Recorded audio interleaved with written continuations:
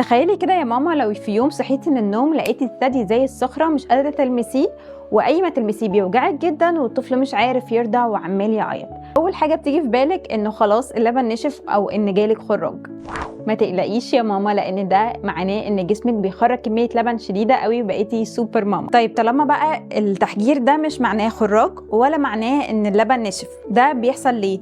بيحصل نتيجه ان بعد الولاده بحوالي 3 ل 4 ايام بيتحول لبن الام من حاله لحاله ومن كميه لكميه. اول حاله اللي هي الكولسترم او لبن السرسوب اللي بتنزل مع الام بعد الولاده، بتكون غنيه جدا بالاجسام المضاده اللي بتفيد الطفل، بس في نفس الوقت كميتها قليله على قد الطفل.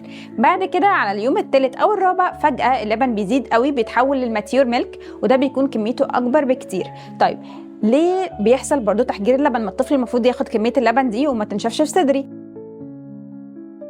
ممكن لانك اول مره ترضعيه يكون لسه مش عارفه تعملي الالتقام الصحيح، او لسه مش عارفه تاخدي وضعيات صحيحه للرضاعه، او الطفل يكون في الحضانه، او الطفل يكون عنده صفرة فمش بيرضع رضعات كفايه وكتيره، فبيحصل تحجير او انحباس اللبن الزياده ده جوه الثدي.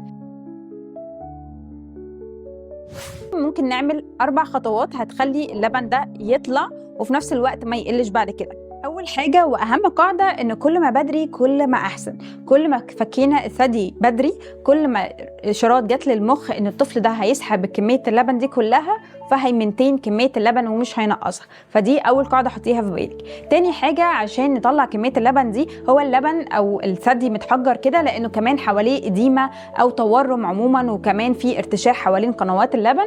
فنعمل ايه؟ اول حاجه ان احنا نبتدي نحط كمادات ميه دافيه مش كتير، مثلا 2 ل 3 حوالين الثدي، وبعد كده نعمل حاجه من الاثنين. لو اللبن بينزل يعني بس قطرات قليله، نبتدي نحطه للطفل ونخليه يرضع. طيب لو الحلمه مسطحه نتيجه الشد اللي فيها والثدي متحجر ومورم ومش بيطلع اي لبن، نعمل ايه؟ بعد كمادات الميه الدافيه دي هنعمل مساج، هنعمل حركات دائريه حوالين الثدي من الجنبين ومن فوق ومن تحت في اتجاه الحلمه لغايه الوصول للحلمه، ونبتدي نكرر الموضوع ده مثلا ربع ساعه لغايه ما يبتدي القنوات ده تحسيها تحت ايدك ان هي بتفك.